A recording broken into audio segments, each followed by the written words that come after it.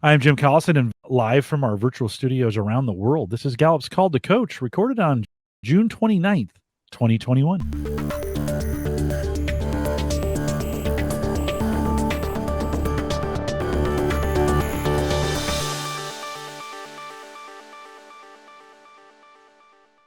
Call to Coach is a resource for those who want to help others discover and use their strengths. We have Gallup experts and independent strengths coaches share tactics, insights, and strategies to help coaches maximize the talent of individuals, teams, and organizations around the world.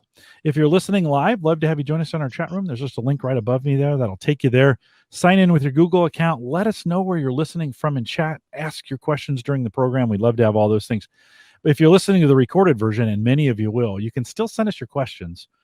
Send those to coaching@gallup.com. Don't forget, you can subscribe to us on your favorite podcast app. Just search Gallup Webcast. And of course, you can also subscribe to us on YouTube. Just search Gallup Webcasts. Bruno Zadi is our host today. He works as a coaching community leader in APAC with Gallup. And Bruno, we've had you on before, but welcome back to Called to Coach. Thank you, Jim. Good to have you today, and we're excited for our interview that we have. And so, Bruno, why don't you take a second and introduce our guest? Yes, absolutely. So, Alison, welcome. And thank you, Jim, for organizing the Call to Coach. Alison Skinner is a certified strength coach. Her top 5 are strategic, communication, positivity, connectedness, and relator. I know Alison since 4 years, and we have worked together collaboratively over this number of years. Alison has 27 years in non-for-profit and public service learning and development, organizational development, and leadership development. In parallel, Alison has run her own coaching business called See Clearly Consulting for the past 4 years. Alison has a husband and a beautiful teenage daughter. She is doing strength-based parenting as well. She's a passionate supporter of animal adoption and has 2 rescued greyhounds. Alison has a talent for seeing the good in people and enabling them to be who they could be by seeing their strength and opportunity from that. Her passion and current focus are on helping people who may be marginalized and underprivileged to have more opportunity to improve themselves, their family, and build communities. Currently, Alison works with Achieve Australia, which enables people with disability to have a better quality of life. Alison, welcome. And today in Sydney, we are under COVID, and Alison makes a good effort to try to come to our office by Uber because her car breaks down. So she's very motivated. Thank you so much, Alison. Alison, could you please share with us how you discovered CliftonStrengths and what originally brought you to the course? Sure. And can I just say thanks so much for inviting me to speak. I really appreciate the opportunity. And it's wonderful to be part of this and to meet with Jim for the first time remotely. When I started doing the Gallup, I was literally about to press pay on another coaching course that I'd signed up for qualifications. And a friend rang me. So he's in people development in construction. And he just rang out of the blue and said, Alison, what are you doing? And I said, I'm just paying for my coaching accreditation. And he said, is it with Gallup? And I went, who's Gallup? And he goes, you can't pay. You've got to do Gallup. You've got to do Gallup. And he just went on and on and on. I said, all right, Robert, I will go and I will do Gallup and I won't pay now. So I had a look at the films on the site. Then I did the survey, got the results of my top 5. And oh my goodness, I'm doing Gallup. And I've never looked back. I was amazed at the result. It was like, how can this computer know me so well? So. Excellent. During our previous conversation, you have shared with me an anecdote, and you say to me something who is very pertinent. You say, with strength, I got permission where I'm not. Can you please explain a little bit what it means and how it is important as an individual? Sure. So one thing I love about strengths, it's not just bringing out the genius of people around their specific profile and all the science that makes that so accurate, but it also lets people give themselves permission not to be who they're not. So I know that when I did my coaching program, they talked about Usain Bolt, and he can't be a marathon runner if he's a great sprinter. The thinking is different. The body shape is different. So I know that when he took up soccer, there was a lot of hype about being invited to play soccer, but I didn't ever see any tears when he didn't really succeed at soccer. And that's because if you can celebrate who you are and your strengths, and you don't need to be worried about trying to be who you're not. And there's one short story I'll tell, if that's okay. My husband's half Italian, half Greek, born in Egypt. So we often go to a lot of very big, celebrative, noisy weddings. And I will know one or two people there, usually my husband and sometimes the groom, not many others. And I always found it really difficult to join the conversations. You'd be at a round table and I'd be next to him. And I used to get really cranky with relator as number 5. So when I did my strength coaching, I went to a really big, noisy Italian wedding. And there I was again. I couldn't join the conversation. It was too loud, too noisy. I've got relator. I could feel myself going, why aren't I included? All these thinking. And then suddenly I went, I feel like this because I've got relator and I'm really good at relationships. So I'm going to give myself permission to feel really uncomfortable and not expect him to include me because I can't get into that conversation. It's too loud and I don't know them. And I'm just going to look out the window. And I did. And within a few minutes, the people on the other side of me realized I had no one to talk to and I made new friends. So that's what I love about it, being able to give yourself permission to not be who you're not and be okay with that. It's really empowering. I love it. And I can And you feel don't fight at also, weddings. Sorry. it's okay. I can feel your connectedness as well and your communication applying here. To set up the stage, we would love to understand the world in which you are operating. Could you please share with us what Achieve Australia is currently focused on? Sure. So Achieve Australia has been going since 1952 and they're a disability service. So they provide a whole range of disability packages for people on the NDIS. And one of their main focuses is to give people an extraordinary life. And I love that because it reminds me so much of the strengths where we work with people to give them extraordinary lives through understanding who they are, who they're not, and building on that. So we've currently done quite a robust leadership development rollout for all the exec and the senior leaders. So I'll take it back a little bit to the start. So what they did was they decided that they wanted to do some culture work and to build a culture. So we started with the exec and the senior leaders down because the conversations and the meaning and the behaviours obviously always start with the leaders. So we coached the whole executive, I coached the whole executive team in their strengths in a discovery session and then went down to the senior leadership team. The next thing I did was I did an analysis of the exec's profile. We were looking for any gaps. So say, for example, and also any overuse of strengths. So if you have a leadership team or any team that's, say, for example, very high in activator, they will think so quickly, they'll have robust discussions, they'll want to move things on. But then you bring someone along who may have deliberative, intellection, analytical or context, and that person will come in afterwards and everyone thinks it's a done deal and then start asking other questions that the team really needs. But it doesn't mean the team necessarily appreciates that. So all the activators and the commands and the significance and the focuses of already thinking, here we are, we've done this. And then the lonely guy comes along and says, what about this? Have you thought about that? And everyone's kind of like, oh. So we looked at it from that point of view. And then also looking where there could be overuse. So if there's too many activators, decisions might be made too quickly without that analysing. If there's too many people with learner and connectedness, they'll be asking lots of questions because they want to find the purpose around everything, which may not be appreciated by the activators who want to get on with it. So it was that analysis. Another example could be competition. So we didn't have anyone with competition at that time, and that was important. So we could then intentionally go, okay, so how can we look at what everyone else is doing and then set some things in place so that we can run that race as well. So it's bringing in some intentional joining of people that we have to fill up gaps that we may not have. So that was the next step. And the third is we're looking at our strategic plan and looking at different strengths profiles to work on all different areas and priorities so that we don't just have a range of knowledge experts doing those projects, but we have a range of strengths. So they're very, very innovative, Achieve, in their approach. Mhm. It's very exciting. Excellent. Yes, it's fantastic. I'm curious to know also, you talk about Achieve is a champion of social inclusion for those with disability. Can you share a little bit about that? Sure. So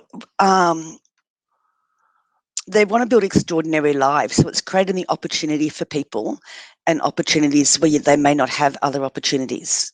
And interestingly enough, a lot of people that I've coached in the organisation have had includer and also individualisation, which I thought sat perfectly with the roles, where you're looking at who someone could be, how you could help them be that, and also bringing people in who might be left out so they have an opportunity. So the passion around that I love. It just sits with me to be the same as the strength coaching, where you're looking at who someone really is and what their opportunities are out of that, and then helping them build that into both their workplace, their leadership. It goes into their home life, everything that they do. Excellent. It's great. And how Achieve change people's life with for people with disability? Do you have some example? I can't really talk about specific clients, but I can just say that I think it's the attitude and the treating people as individuals, wanting to support people, having staff that are passionate about people and people's disability. So when I've done some of the future leader programs there, what I've found across the board is that people are really connected to our purpose, and the purpose around giving the opportunity for an extraordinary life to people. And it amazed me working with people in head office and IT and all different areas. People were aware of that and committed to that. A lot of companies in Australia can have what we call as the ivory tower. So the ivory tower might be the head office area, but they're not connected to the clients and what goes on and the purpose of the organisation for the clients. And I found with that throughout our organisation, it's very much, that connection is very strong. Thank you for that. It's good sharing. And also recently, Achieve received a number of awards. One was nominated for Best Place to Work. And you mentioned that it's very important for you to build a strength-based organization and culture for an employer of choice. Can you please explain and share with us what do you mean by that in terms of culture perspective? With the Q12. So what I've been doing with the next round of coaching there is we've done our Gallup employee engagement survey, and I'm joining the Q12 results with this strength-based leadership coaching. So say, for example, and I'll make this one up, but if I was working with someone who was high and deliberative in their profile, deliberative people don't give praise often because I think praise can be overdone, and they like to assess the risks, so they want to know that praise is really deserved. So if you're looking at one of the Q4, which is about praise and recognition, I will look at the leader or the executive or the senior leader's results, and then I'll look at their strength profile and start to build those in. So if I'm working with someone with deliberative, I might say, well, this is in the Q4. This is really important. How can we do that? And what people are doing, they've had some fantastic ideas, things around, we start a staff meeting with tell me the thing that you're most proud of since the last staff meeting, and letting people share, and that gives them recognition. But it also leads into the self-managed teams concept, where those people who are so excited and talking about what they've achieved, then other people, that lifts the standard for them as well. It lifts their engagement, but it also gives recognition to the person who's sharing. And then there's other things where we look at often leaders, when they come to a role, they have so much to do. And particularly if they're high an achiever, those to-do lists can come first. But getting people to go out onto the floor and touch base with their staff, touch base with their clients, move around, which is, again, the reward and recognition, and also the question around, in my organisation, there's someone who cares about me as a person. So building little things into the day that make a difference for the engagement and for the staff and clients. And again, always, sorry, my computer's doing something. I know Richard Branson said it, but he said, don't love your clients first, love your staff, and let them love your clients for you. And that's so what I believe. And I think the Gallup engagement survey and the results and the coaching let us build that across an organisation or any organisation. Alison, when we think about the work that you guys are doing, both strengths and engagement, what were you hoping for from a mark of success standpoint? Like, How would you know you're getting somewhere with some of those? You get scores and some of those kinds of Yep. things, but at a high level, what were you hoping to get out of that? You have different measurements. So obviously the awards that we've won recently for the Financial Review HR Boss in the top 10 for best places to work for not-for-profit and for public sector is quite a big thing. And we had another award for being an employer of choice. You can measure other things like sick leave, absenteeism, unplanned sick leave. You can look at your retention of staff, whether staff are being turned over. You can look at complaints and what's being made either by managers or by staff. They're things. For me, when working directly with the managers in the training, when I was rolling out the understanding employee engagement and driving employee engagement so the managers could do their action plans, it was what had changed between the first session and the next. And when the managers came back in, I asked them, I said, tell me one thing you've done differently as a result of the last training that we did. And that's when almost all of them said when they walked into the centre, they went straight onto the floor. Other people running team days, so running different lunches, like once a month. They were celebrating birthdays, taking time away from the busy role to build those. And so I could see then that things were really moving along. And I think learning to be intentional around understanding as a leader, it's your people that get the job done for you. So yes, you need systems. Yes, you need processes. Yes, you need time for strategy and innovation. But you actually need to intentionally make time for people. And I could really see that building in the feedback during the training. And our next survey coming out in August will help with that as well. Are you guys doing it every year or twice a year? We've signed up for 3 years. We just did it once last year. We've had some restructures and things. Sure. So I imagine this year we'll probably do some pulse surveys in between. Good. But we didn't, because we got the premium package, we had a lot of support that was invaluable from the Gallup team, and particularly Hatis was in that. She was amazing, and she was very strong. She goes, Alison, don't over-survey. Don't do survey fatigue.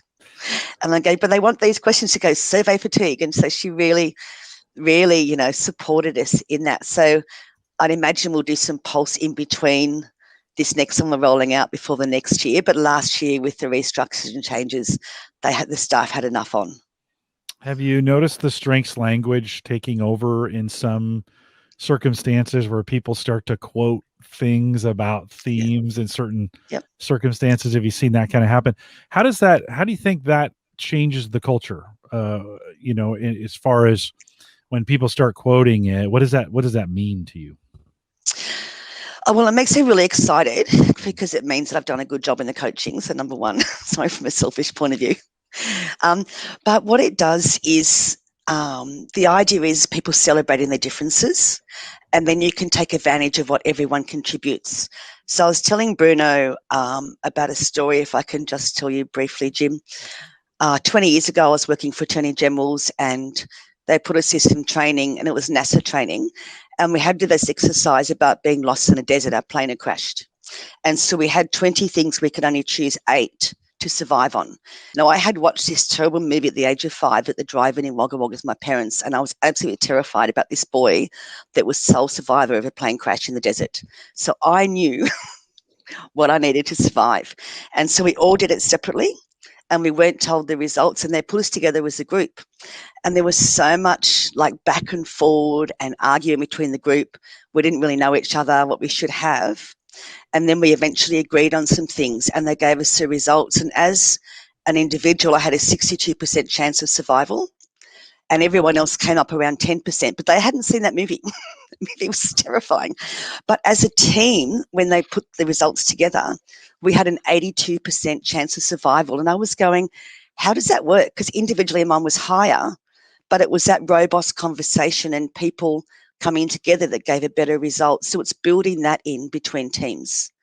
And it's when people start to think, when someone asks more questions, or when someone wants to know the purpose, or someone wants to get more information, rather than go, oh my goodness, this is slowing us down, going, this is really important. How can we actually draw that person out and get more of that? How can we celebrate that? And the other thing I find working with leaders in an organisation is people often come and ask me about things, and I'll be able to say, well, this is because of that, and this is how you build that in that person. So I'm trying not to name things that people might identify, but does that answer your question? Yeah, I think it does. I'm always interested as cultures take on a new framework, and then they begin to, and you'll know it's really working when they start joking about like themes among each other, and that's working because it's sophisticated. In the area of humor, it takes the most sophistication at times to make fun of things because you have to know all the nuances about it as well. Yep. And so an organization when they start poking fun at each other, Yep. you've kind of got them from that standpoint. Bruno, I'll turn it back over to you. Yes, that was a nice example of complementary partnership with everyone having a lens and working together. More you have different lens, more you are inclusive and create this performance to survive. So that's a great example. Now, regarding the culture, you have mentioned a little bit about your process of induction, and you have changed to 2 to 6 days in Achieve previously in our conversation. Could you please share with us what you're doing now in terms of learning and development? So what they did was, as a result of this survey, is brought a whole lot of changes to build engagement and understanding that the learn and grow is important, but it's also around people who come to the organisation may be experienced in clinical practice, but they need to understand how we do it and how the communication and things work when you're supporting people with disability. So the induction was increased from 2 days to 6 days for anyone who has, we call them direct service staff, so anyone working direct with our clients. We ran a manager's induction last year that went for a month. Now, it wasn't a month full time, but it was every morning for a month. And that was a huge investment for us. And what it did was just getting the new managers and also the current managers to buy into our culture. The engagement training was part of that. It was getting things done the same way. It was very, very much a success. Excellent. And can you tell us why you originally chose to incorporate the Gallup Q12 survey at Achieve Australia? I imagine before you were using different survey, perhaps, but why the Q12? What I love about the Q12, if you delve into first break all the rules, is the science behind it. So it just amazed me. There was 100 million interviews over 25 years. And the other thing was that a lot of people, when they write surveys, they can just look at one target group. Whereas with the Q12, it was across all different industries, all different nationalities, all different cultures. So to me, that meant the science worked. When I looked at the questions, I loved them because they were so simple, anyone could answer them and understand them. But the other thing was that they're so easy to implement. So if a manager gets their results and let's say reward and recognition, they're low in that area, there's simple things that they can build into their day and actually make a difference. And that can be like someone provides the work you've asked for on time, and you might reply in the email, "Thanks so much. I know you're really busy. I appreciate this getting back on time." And that's reward and recognition. So you don't need to take the results and roll out a huge, big program. You can do little things every day. And the simplicity means the little things that everyone can do. And so that was important. You don't need to have a PhD to work out how can I change the life of my staff and my clients by doing this. You can actually take the simplicity and do it. And the simplicity amazed me because I'm like, the level of science behind, and you bring it down to these 12 simple questions that are so effective and cover everything. And treating people as humans, as relational humans. We're not robots in the workplace. Excellent. I love it. And also, regarding challenging question, I have one for you. The Q10, Sure. best friend at work. Yes. And I can see the smile of everyone behind me. So how did you answer this question? Because I imagine some people in your organization have challenged you about that. How did you talk about that? Explain the value of the Q10, best friend at work. So I have a best friend at work. And one of the ways to explain this, and I think Dawn was the one who gave some explanation to me around this as well, was that if you think about when you're going to school and you've got a best friend, you're excited to get to school. And this is what I ask people. Did you have a best friend at school? And did that mean on Monday morning that you wanted to get to school to see your best friend? And they're like, yeah, I was. Yeah, that's important. And I go, what if your best friend went on holidays during school term? Did you feel like going to school on that day? Oh, no, not really, because I had no one to hang out with. And so it's about that connection, and human beings, regardless of their strength profile, need connection, and they will actually go the extra mile for the connection. So a lot of people will be far more motivated, far more engaged, will stretch in the workplace, will come in on a day when they may not want to because they have a best friend or best friends that they're committed to. And so I just think that's the most relevant question for me. Thank you so much for sharing. Also, during our previous conversation, you mentioned that it was very important that our Q12 got many translation. And you ask me, and I say I've been translated 56 times. Yeah, I have high input, so I know it. Yep. And can you tell me why it was so important to get the Q12 accessible in so many languages for you? So I think we have around 45 different cultures working in our organisation. And when English is a second language, people can misread things or it's harder for them to do. The other thing is that if people can choose for the Q12 what language they want to reply in, it's actually more inclusive, isn't it? Because we're recognising that they're important. And when you work for an organisation that's all around inclusion, that was important for me, and also important that they could easily access and answer and understand. So it impacted the results. We know they were getting the answer that was interpreted in the right way, so our results more accurate, but it also was inclusive and respected our staff as well, and it made it easier for them to complete the survey. Excellent. In regard to the practicality of the question for manager, can you please share an example how manager use the Q12, what they are doing from the survey? So I've delivered the understanding employee engagement training, and then driving employee engagement, and then leading with employee engagement through change. And so the managers have an understanding of the value of it, why it's important. We gave a lot of the stats about how it actually changes people's lives outside of work and how it really impacts well-being. That was really exciting with the science of Gallup and the statistics. Then what we're doing now is the action planning. So I found that the Gallup.com has been so amazing for that, and it's such a good add-in that we got with the premium package, taking managers through that so they can actually do their action plans on that. Some of the things I loved when you go in is you can look at one question and you can go, okay, this is a question, these are my results, and then you can go into the platform and get training on it. And the questions that the platform got you to think of, I mean, there was some like, as a manager, have you thought about this? So the manager can read that and consider, oh, okay, well, yeah. And then they go, what are the questions you can ask your staff? What are the things that your staff might be able to do? It makes the action plan so easy. And linking the resources, like the thousands of resources, to specific questions or specific workplace needs, like absenteeism. I've got a mental blank to them all, but there's so many subjects you can select. And then also link your questions means that they've got all that learning resources there to help build engagement and do their action plan with. Alison, we here in the United States are thinking about the end of COVID. As we mentioned, right now, it's kind of happening again for you guys. As you think about the state of the manager in the organization, and they're just under the gun at this point when it comes to what they've got to do and all the things they have to manage. What kind of tools and resources, as you're thinking about helping your managers? Certainly Q12 results are good from that kind of standpoint, but how else are you helping your managers kind of get through this crazy time? There's a lot of regular meetings. So the operational managers meet once a week, and with their executive and their general managers, so they support that way. As a coach, I've encouraged people to create intentional partnerships.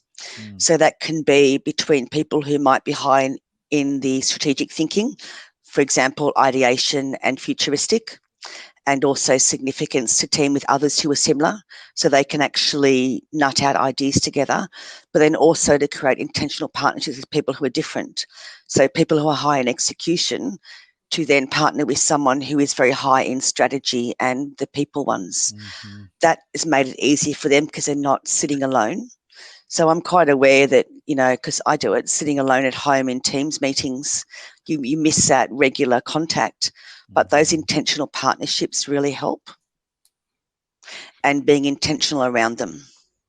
Do you find that the plans from a year ago are a little bit, as we're thinking about making plans for right now and maybe for the next year, are those fairly different from what you guys were anticipating last year, or have you been able to just stay on track?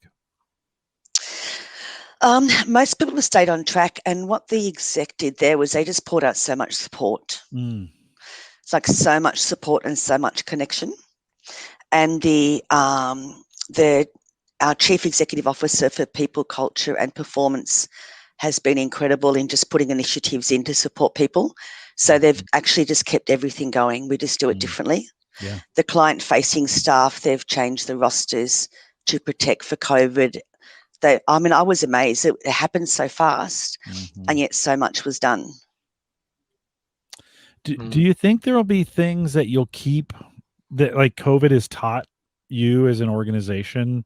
You pair that with now knowing strengths. You've got some measurements on engagement. You've got sensitivity from an organizational standpoint of what people are thinking.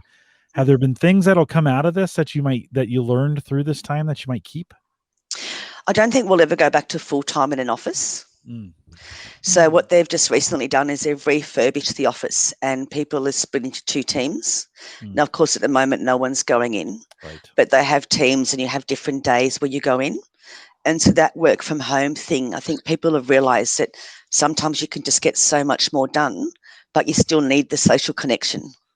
So splitting those up has been very good for people, and it lets them have the connection and then sometimes just grind through what you need to do without the distraction.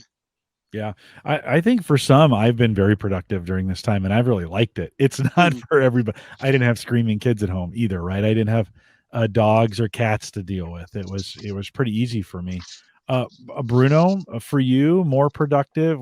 How do you measure your productivity time? And then maybe what do you keep coming out of this time? Well, I think it depends. That's a great question. Firstly, on my top 5, I have achiever discipline. So you can imagine that working from home, I'm like a machine. I'm in heaven. But my question would be more for people like you guys, high communication, etc. If you have a hybrid work where you can work 1 or 2 days at the office and the rest of the time at home, it's my create this balance in this well-being at work. But for us, currently, and I talk about the last 3 days in New South Wales, we are going under lockdown. So we have less and less access to being out of the home. My question, Alison, manager play a huge role in terms of engagement. We know they need to connect minimum once a week with their staff. Yep. How do you develop them in terms of coaching approach to make sure they have some quality relationship? We talk about the 5 conversations, the quick connect. Can you talk about that a little bit? So our managers are often doing the quick connect. Some people do it, remembering that when you have a site that's giving care to people, then the manager is often on site. So you need to have someone there, but they will do that quick connect. A lot of them are saying that's the first thing they do when they start their day is quick connect with the staff and with the clients, and they go around, which is amazing. We've got performance reviews coming, so performance development, that will be happening quarterly, and that has started rolling out. So that's where you have the growth conversations. When we were doing the employee engagement training, we looked at a lot of the Gallup resources of moving from manager to coach, and did quite a bit of training on having quality conversations. And one of the things they loved, Gallup had some content in there that we should be spending 80% of our time as a manager listening and 20% giving advice. So part of the 80% might be asking questions and clarification, 20% giving advice. And everyone's like, 80 and 20, 80 and 20. But when they all came back for the second session, it was amazing. I said, when I said what's working, and so many said 80-20. So they took that on board. So that was those tips and content I got from some of the Gallup books were really good, and they've really helped. And they're moving to developing staff rather than giving solutions. which empowers the staff. That then goes back to, if you give a man a meal, he eats for a day. If you teach him how to fish, he eats for a lifetime. So it's all about that building into the developing and empowering, which also builds engagement with, I think it's question 11, about learning and growing. Excellent. As you know, Alison, the workforce have changed. People are more looking for less a boss, but more a coach, and for more purpose and some ongoing development.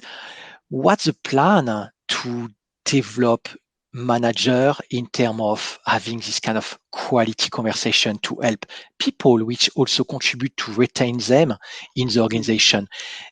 Is it something you have already start with Achieve or not yet? Can you share a little bit if you have?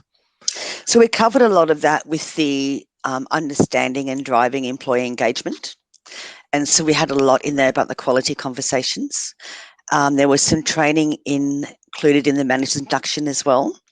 But we're just in the process at the moment of rolling out our culture work. So the culture work is obviously linked to engagement and the leadership, but we're starting with the leadership down. So I think people would know that if you want to change the conversations, you start with the top and you work through. So that's what we're doing at the moment. Excellent. Thank you for sharing. So my next question is, you have done a survey for 1,200 employees, which is a large number of people to manage. And for this project, you have teamed up with Gallup to implement the first ever Gallup Access Workplace Advisory Package. It was a pilot. It was brand new for you. How has this collaboration helped to deliver a better experience? Could you please share with us? Look, when you think about it, it seems so simple, right? So when they say everyone thinks they can be a trainer, but they can't. Like the golden rule is that if you're good at your trade, people should look at you and go, I can do what they do. That's so easy. So what we found was that the collaboration with Gallup was just incredible. So it was organising our data. So we needed to have the right data in the right format to put into the Gallup system so that our results will be accurate, and then we could work with the managers in building those results. And then there were things like, again, I mentioned before with Hatis would say to me, don't give survey fatigue. Don't do this, and helping with identifying the questions. The additional questions from the Gallup database that we could add to the Q12 were fantastic. And we can also use those on the pulse. And then we had the advice around getting the uptake. So as I said before, a lot of our staff are for NESB backgrounds. So what they could do was do the different languages and select those when they did the survey. But we also find that with the direct care staff, they don't have a designated computer at work. So we sent out SMSs to people's phones to get them to do the survey on their phone. And that made it really easy. And again, Gallup was all part of that and helping us put that together and make that happen. And that made a big difference. Another thing we did, which I thought was really, really unique of people on the exec, is they did very short films. So they did 30-second films talking about why it was important. And we sent links to those out, asking people to do the survey on SMSs. And then they could see, people in the organisation that were important to them actually saying, this is important, can we do this? This is why we're doing it. So they were very innovative. Excellent. And I imagine with 1,200 survey, and we talk about people didn't have access to laptop, computer, or smartphone. So it was rolled out by SMS and different way to communicate. What kind of challenge did you encounter, and how did you overcome this challenge? Because it's a lot of survey. I'm curious to hear about. Yeah, it's a lot. And when you get the email reminders, so the platform sends them out to people who haven't yet completed the survey, other people won't get it. So we'll be sending out reminders and people are saying, well, I didn't get a reminder. And I said, well, if you've done it, you won't get a reminder, but we've still sent it out with Gallup.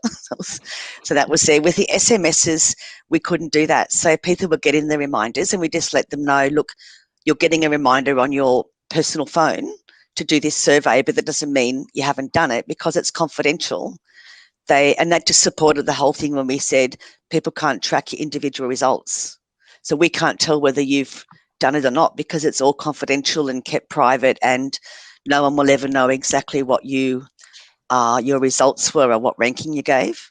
So that was actually really good as well. It just supported the whole theme of confidentiality. So you have backup with a strong communication with all employees to make sure they understand the process. How many communication have you done? How many times? How many reminder to have an idea about what it looks like? Is So it I put only one? together, Yeah. no, we did quite a few. I put together a communication pack for managers, which Mhm. included a short PowerPoint that they could present at their monthly team meetings to actually get their staff to understand it and to know what they needed to do. We made sure we put some messages through so people all had the same messaging. And Gallup had a really good frequently asked question handout that we used so that the same messaging was going right across. Hatise advised us on a lot of the how often we should send them. So we were doing the Gallup reminder every few days, every 3 or 4 days, and then an SMS in between.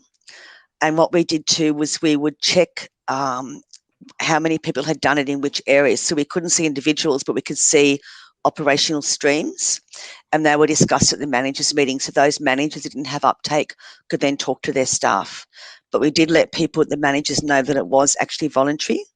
So it would be disengaging to try to force someone to do it. But we wanted them to get that messaging out that this is about us, creating a more engaged workplace. Staff will be happier coming to work. Our client outcomes will improve. We're actually going to do things to make your work life better as a result of the results. That's impressive. It's a mini campaign, basically. It's not Yeah, just I send a it's lots survey of work. and that's it. Yes, it's preparing people to make sure you got the best participation here. Yep. Alison, we should hire you to be just a global implementation manager. Like you've done such a great job. Just as I hear you walk through the tools that are available to you, the resources we have, working with us to get it done, the understanding to make sure you remind but don't over remind or over survey in this. So kudos to you. I'm super, as I hear you say this, I'm like, wow, we just have you do everybody in the globe. Even at Gallup, sometimes we struggle to get everybody to answer for whatever reason. Wow. You think it's Gallup, but Yeah. they're humans, right? And so it's still, there's still times they need reminders. We need to do these kinds of things. We need to get things, we need to get their answers from them. And I'll be honest, I've gotten a survey or two where I've been like, I'm busy, right? So I appreciate that you guys were really working hard to try to kind of think through and say, okay, no, we get a right interval. We do need to, we do need your help answering. Not everybody's going to. It's just right. I'm sure you didn't have 100% participation in it, but probably were you happy with your first go around of it? Yeah, we were, and Lorraine Saloom was a big part of that. So she was driving a lot of it and actually getting the messaging out, which was really good, and working with the executive team as well. But we were happy, and we did extend it by a few days, I think, to try to get it up. But all of the people performance and culture team, a lot of people were working. So they were getting out to the managers, the business partners were talking to the managers. Have you done this? Can you do this? This is really important. So it was a global effort. It wasn't just me. Just so you know. Yeah. Well, no, I understand, and you're the representative of that, but certainly the work that you did, very, very important in that. I've even tried surveying our certified coaches, and that's sometimes difficult to get them to answer back. So it is a chore at times, and appreciate hearing your perseverance in that, and your teams. We'll put it that way, and your team's perseverance in the rollout of this to make sure it happens, because it is important that they get heard. And that you get those results back. So great job on that, Bruno. Oh, go ahead. Can I just add something to that? Sorry. Yeah, for sure. Because I so believe in what it does, and I so believe in how it can change a workplace. And then looking at those stats of people outside of work, and I've had roles before I worked for myself where I can tell you now I was not engaged, and you take that home with you. So when you understand the opportunity that comes from it, you can't help but drive it. Like I have to remind people, I have to try to push it through, because I know it's going to change lives, not just in the office, but the lives of the clients and people's lives when they go home as well. Yeah, I think here it's what really impressed me in the dynamic of the implementation. It's Our team were really a mix of strengths. And Lorraine got activator, same as me. So we were texting each other at sometime 10 o'clock the evening. And some others were more analytical, deliberative. And all this team combined together, it's exactly like what you explained with the plane. We were really set up to success because we play with the strength of everyone to make sure the communication roll out very well. And by the way, I would like to thank two quiet ones behind the scene on Gallup, which is Donny and Atiche, who have done an amazing work here. So thank you for that. My next question is, can you share with us an outline of the leadership program you are working on at the moment and what your biggest challenge is? What role does strength play in this situation? So we've talked about how we're doing this second round now of coaching with the exec, and we're looking at the blind spots. And one of the things I love, that then goes back to giving yourself permission not to try to be who you're not, but also understanding how do you have those intentional partnerships, or if things are difficult for you, it's not part of who you are, how can you make that happen? Who can work with you? Who can help you with that? How can you build a team that has a good, like a well-balanced team with a mix of strengths? I'm using the balcony and basements Gallup handout for that because that's just a great, I think you mentioned before, Jim, when people can laugh about strengths and poke fun, but the balcony and basements is just so funny. So I come on that as a communication as being a blabbermouth in a raw state. And many other things, like it says that, there's stories are golden, but a story for every conversation is annoying. Ask my husband. Maybe you should become a podcaster. I'm just saying, it's a great career move for those of us who want to talk a lot. So keep going. And so we're using that and looking at stretching people from a leadership lens through that, and that will go over probably a couple of months. I think there's around 20 people to put through. And then we'll be looking at the next steps after that. Excellent. To wrap up a little bit, my last question will be, as a strength is a movement, how do you plan to maintain the momentum? Because you have done 1 year, and now the journey starts. People have discovered the balconies, the basement. There are so many things to do, but strength is a movement. It's very important to have some champion, to be, I know you're the super champion of the process and all of that. If you could share with us what's the next step and how you sustain that in the long term. So there's been a leadership mindset put out that Lorraine has developed, and so that actually has complementary strengths in it. And then when we brought the exec team together separately and looked at the profiles as a group, and also the lonely guy, which is a person that has strengths that no one else has, that may be misunderstood, and then looking at the exec and the senior leadership team together, and the lonely guys there or any overuse as well, people are really starting to understand the value of each other. So calling those out. I tend to call out things a lot. I always teach when I'm training leaders, reward the behaviours you want repeated. So if you see someone using their strengths and doing something well, reward it by giving them praise. People will stretch and repeat that behaviour, and don't reward the behaviour you don't want repeated. So keeping that in the front of everyone's mind, and also keeping in with the Q12, like the reward and recognition, it's very empowering for people to be rewarded, to call things out, to name things, to keep things going. And I think people at the moment are really excited about it because they've all experienced the coaching and the profiles and what it's actually done for them. And it'll be really good to see the results of the next engagement survey. That'll be really exciting because people will be able to see that it works and that the input and the time that they've dedicated has made a difference. Okay. And do you use some specific material or model when you roll out strength? When we did the managers, the next level of managers haven't done strength coaching yet. But when we did the employee engagement training, I did the manager as coach material from Gallup, which they really bought into, and they could see the value of that. And around calling out, again, rewarding behaviours that you want repeated, but also having those short, sharp conversations around people and what they're doing well as they happen. So that was really important. And They've done a lot of, we did the 80-20, which is 80% listening and understanding someone, and then 20% before you give advice, and also looking at developing people. Alison, when you say 80-20, like how are you actually, what's your advice on measuring that for somebody? Like, I'm not sitting in a conversation like keeping track of the time, right? In doing that. Any advice you'd give us on helping managers? I mean, we kind of know what it means, but how have you implemented it in that way?